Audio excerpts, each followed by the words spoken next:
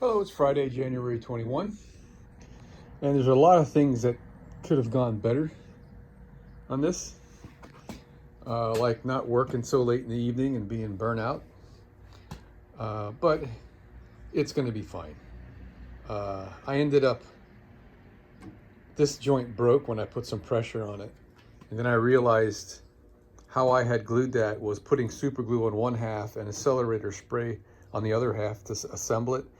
I forgot that that's kind of an inferior strength joint when you do that, and I paid the price. I think what I should have done was firstly super glue this together with just super glue and rub it in on both sides a little bit before I glued it, and then use accelerator spray on the outside and let it sit longer. I was a little bit too anxious and I wanted to move quicker. And then I could have put a spline in here. I could have done it actually a spline on the inside. Could have used my router and put a groove in this thing right in the middle. But hey, water under the bridge. So now I'm gonna rough sand this thing to clean it up and give it a test fit. Well, here's the setup. We're gonna give it our Boy Scout best. You don't know how this is gonna go. So I bolted my jig onto the table saw, and this just holds my router. I removed my router foot and I screw the router to the bottom of the table, and there's the little monster. Make sure that's tight. So I measured with my dial caliper. The height is 1/4 of an inch, 250 thou. I did a little test cut here. Where'd it go? Right here, this little cut. And that's 250 thousandths. I was gonna test it on a piece of oak, but the pieces I have are kind of small and I feel a little at risk for getting hurt. So we're just gonna go for it. See how it goes. Well, that went pretty good. It's a little bit scary. I started to do what I would call conventional router work, where you're pushing the wood into the blade, and it was chipping pretty bad. So I did the whole perimeter on both sides by going with the blade, which was this way. And I had to nurse it in there. I was taking a cut about 1/8 of an inch deep, just feeding by hand, so to speak, into the blade, and do a section at a time and come back and give it another pass and another pass. And this is what we've got. So that's not enough glue surface area for me. So I'm going to change the bearing on this to a smaller one. And the only setting that's going to change is how deep it cuts this way, but not the height or the depth, whichever way you want to call it.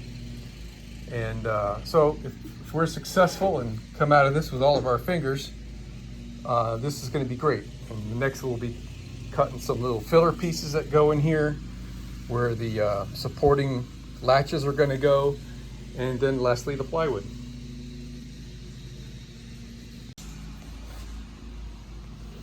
All right, so that's how much deeper we're going to cut now with the smaller bearing on there. And after I'm done, I'll assess how much surface area I got and if I'm going to be happy with it. Gosh, it really came out nice. And that depth of cut, I'm happy with the amount of surface area we have here to glue the top in. I'm going to leave what we've got. I'm not going to do anything else. Came out great. So we've got this on both sides.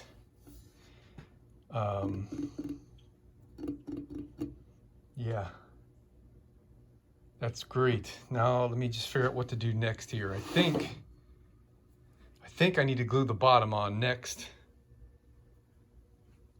And I'll tell you why, because I have to put some supplemental supports in here where the latch goes, and I want that adjacent to the bottom skin. And the easy way would be to just put the bottom skin on first, and we're good. Nice. And I like the round corners too. So that's not a gap there. That's super glue up in there. When we put the finish on that, that'll pretty much disappear. All right.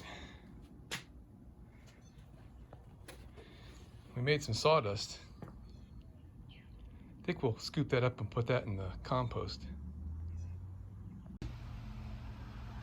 Well, we're coming out really close to plan here. So far, the only deviation is we're about 1/16 of an inch shorter than I had wanted to be, which I can deal with. And the groove here, I had planned on that being a 1/2 inch wide groove right there, and we're less than half. We're 440-ish thousandths of an inch, which means we're 60 thousandths less than a half, and 60 thousandths is about 1/16 less than a 1/2 inch. So I'm fine with that.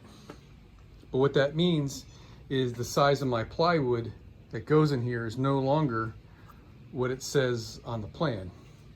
We're a little bit small. Over here we had 13.5. We're gonna, you know what? I think I'll cut the plywood at 13.5 to be my rough cut, knowing that it's gonna be smaller. And this is gonna be like the full length of the cut of the plywood. So I'm gonna have to put my table saw outside in order to give me room to make that cut. So we'll need 2 pieces that size. Well, it took a while, but we got the first piece to fit. And this will pull in when we clamp it.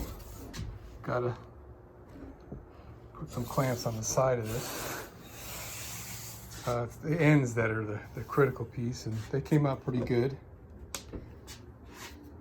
Kind of off just a hair there. But like I was saying earlier, once we put the finish on this thing, all these little imperfections are going to disappear.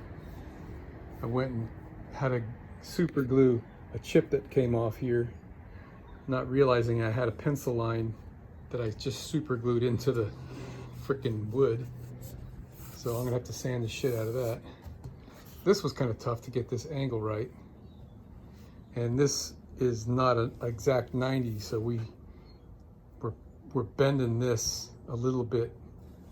So yeah, good enough.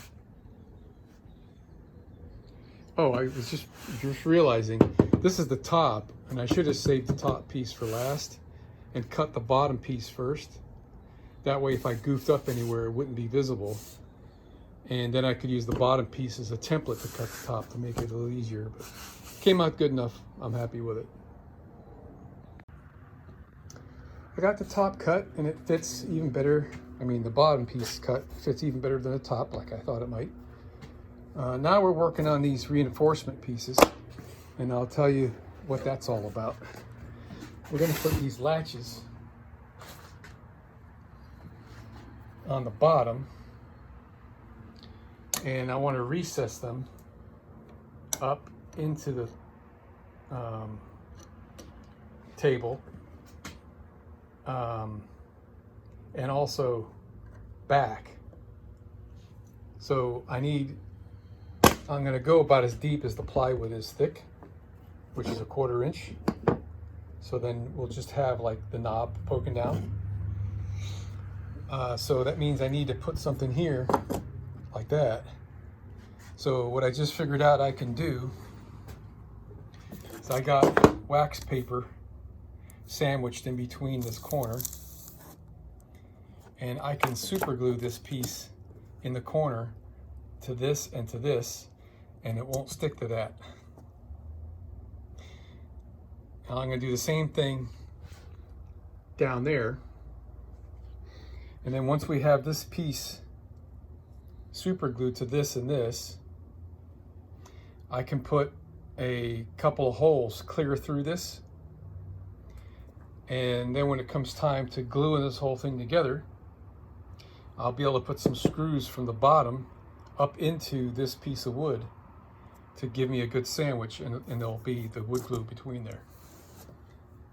All right, so that's should work just fine if I've got enough super glue.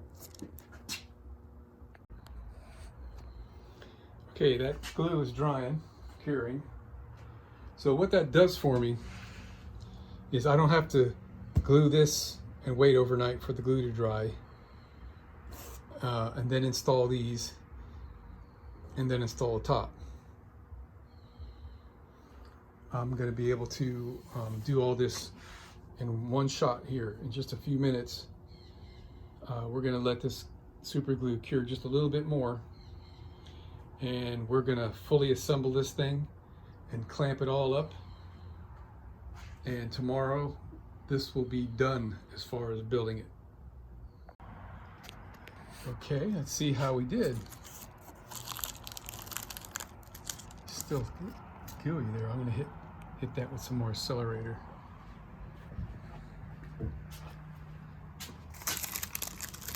This one's also a little bit gooey.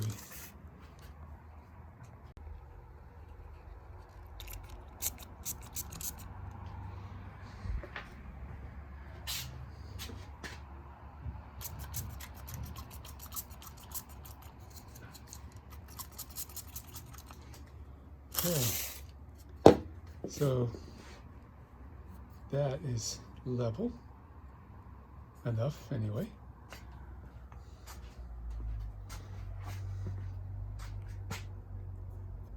Good.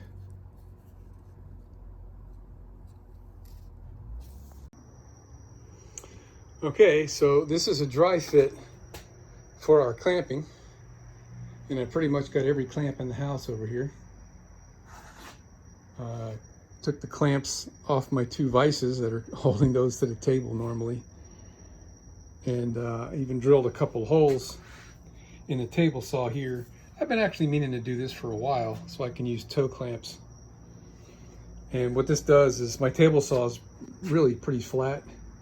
This lets me get some of the warp out of the wood when I'm clamping stuff up. So now I'm going to call the little woman out, and we're going to make this thing happen. All right, we're glued and screwed. It's kind of like taking pictures in the old days when there was film. We're not going to really see what this thing looks like until it's developed tomorrow, when we take all the clamps off and stuff. So we just wax papered between all the clamps and stuff, so hopefully nothing is stuck.